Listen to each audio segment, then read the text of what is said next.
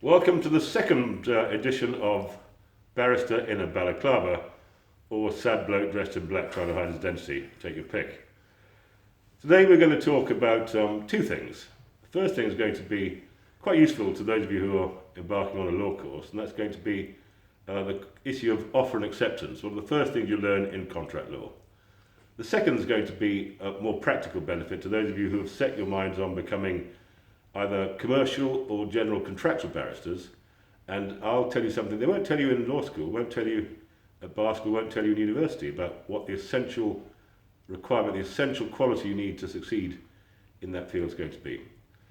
So starting with this second of those two, which is what's required to succeed or to do well, because one person's success is another person's moderate failure, I guess. But we'll start with what's required to succeed. And in the English legal system, the most important thing you have to be a successful commercial lawyer dealing with contracts is an understanding of the English language.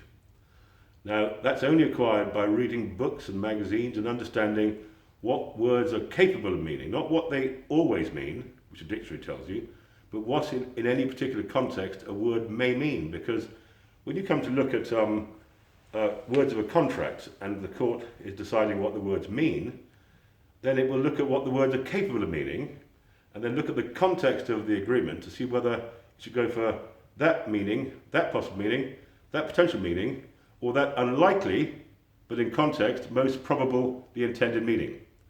And so knowing what words can mean is an essential tool of the commercial contractual lawyer. I'll give you an example. If I ask you what the word "and" means, most people say, well, it means something and something else, meaning two things. But if I tell you a little story that I heard in court one time by a Court of Appeal judge, and the issue we had was whether the word "and" in a particular clause meant "and," or whether in context it might mean "or."